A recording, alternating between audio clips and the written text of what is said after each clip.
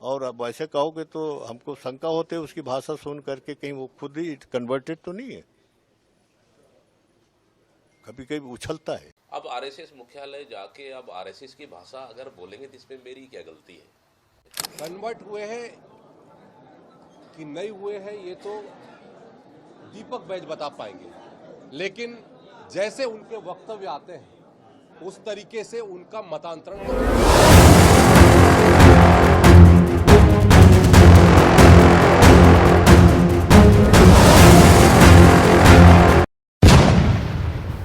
केदार कश्यप और अरविंद नेताम जी को, हाँ, अगर जाति धर्म की बात करना है तो चुनौती देता हूं मैं, साबित करके दिखा दे। अगर साबित नहीं कर पाए तो फिर सार्वजनिक रूप से उन्हें माफी मांगना चाहिए। अरविंद नेताम जी माननीय दीपक बैज और आदिवासी समाज से माफी मांगे, क्योंकि नागपुर में जाकर आरएसएस पाठशाला से पढ़ के आए। बस्तर से वो भी आते, मैं भी आता हूं, तो एक दूसरे के बॉडी लैंग्वेज तो हम समझ सकते हैं कि कौन किस भाषा बोल रहा है। इसलिए मैंने कल ही कहा कि अरविंद नेताम जी आरएसएस की भाषा बोल रहे, भारतीय जनता पार्टी की भाषा बोल रहे, और उनको पता है कि मैं लगातार बस्तर के हक के लिए, वहाँ के आदिवासियों के हक के लिए, बस्तर के लोगों के हक के लिए, चाहे एनएमडीसी निजीकरण की बात हो, चाहे इंद्रावती नदी बचाने की बात हो, या फिर अभी तत्काल में बैलाडीला की हमारे माइंस को बेच दिया है निजी उद्योगपतियों का हाथों, रुंगटा स्टील और आर्सेलर मित्तल के खिलाफ में, और बीजापुर में कोरंडम को इन्होंने बेच दिया है। इनके खिलाफ मैं लगातार लड़ाई लड़ रहा हूं।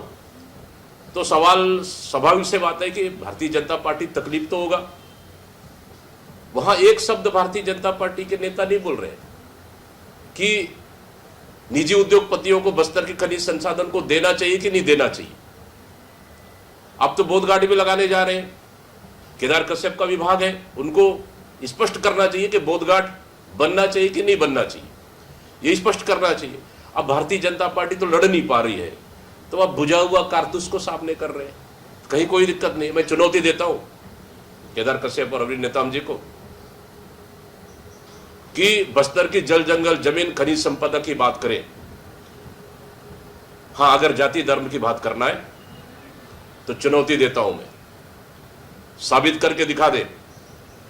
अगर साबित नहीं कर पाए तो फिर सार्वजनिक रूप से उन्हें माफी मांगना चाहिए। इस तरह से बस्तर की जनता को सिर्फ जाति धर्म के नाम से लोगों को उलझा के रखना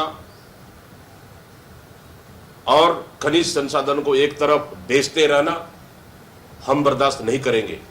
बस्तर की हक, वहां के आदिवासियों के, वहां के लोगों की हक और उनकी अधिकार की लड़ाई के लिए मैं अंतिम सांस तक लड़ूंगा।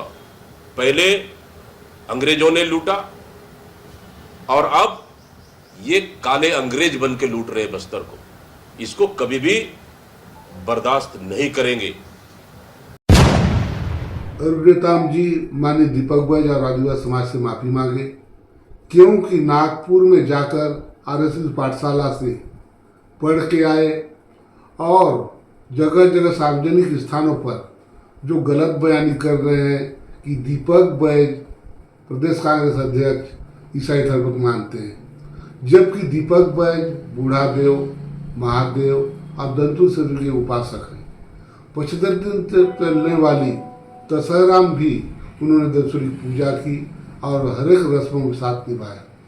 भारतीय जनता पार्टी के शासनकाल में अनेक चर्च और धर्मांतरण हुए, लेकिन भारतीय जनता पार्टी के लोग चुप रहे। 5 साल भूपेश बघेल की सरकार में एक भी धर्मांतरण हुआ, न एक भी चर्च बना। अभी भी जसपुर और बस्तर में धर्म परिवर्तन हो करवा रही भारतीय जनता पार्टी। ये सिर्फ दीपक बैज के बढ़ते लोकप्रियता को देखते हुए अभी किरंदुल से दंतेवाड़ा तक पदयात्रा हो या चित्रकूट से लोहंडीगुड़ा, चित्रकूट से जगदलपुर तक इंदिरावती बचाओ पदयात्रा हो या गिरौदपुर से रायपुर पदयात्रा हो, ये अडानी अंबानी को बेचे गए जमीन को बचाने के लिए हजारों पद यात्रा में शामिल हुआ दंतेवाड़ा कलेक्टर को ज्ञापन सौंपा गया। इन सब से घबराकर आरएसएस और भारतीय जनता पार्टी के लोग पूर्व केंद्रीय मंत्री अरविंद नेताम जी को नागपुर बुलाते हैं और उनको सिखाते हैं। आदरणीय अरविंद नेताम जी कांग्रेस पार्टी से सांसद और मंत्री थे। उनकी पत्नी शबीला नेताम को टिकट दिया गया। उनकी बेटी प्रीति, डॉक्टर प्रीति नेताम को टिकट दिया कांग्रेस ने। उनके छोटे भाई शिव नेताम को टिकट दिया, वो भी कांग्रेस से मंत्री रहे हैं। इस तरह झूठे बयानबाजी कर अपनी ढलती उम्र में आदरणीय अरविंद नेताम जी गलत बयानबाजी कर रहे हैं। सार्वजनिक रूप से केदार कश्यप और अरविंद नेताम माफी नहीं मांगते हैं तो इनके ऊपर कानूनी कार्रवाई कांग्रेस पार्टी करेगी और सामाजिक मंचों पर भी इस बात को उठाएगी। सबसे बड़ी समस्या जो मैं महसूस कर रहा हूं धर्मांतरण का, और इस समस्या को गंभीरता से किसी भी सरकार ने नहीं लिया है। राज्य सरकार का विषय है। और ये भी देखने को मिलता है कि एक सरकार पावर में आई, शासन में आई तो जो दूसरे सरकार को दोष देना, और दूसरे सरकार फिर पावर में आई तो पहले वाले को दोष देना। बस यही चलता है इस देश। आरएसएस और आदिवासियों के विचारधारा में जमीन आसमान का अंतर रहा है। वही आरएसएस है जहां आदिवासियों के आरक्षण को हमेशा समाप्ति की बात करती रही है। इसका मतलब है कि अरविंद नेताम जी बस्तर में आरएसएस को आने के लिए निमंत्रण देने गए थे। इसको बस्तर के आदिवासी कभी स्वीकार नहीं करेंगे।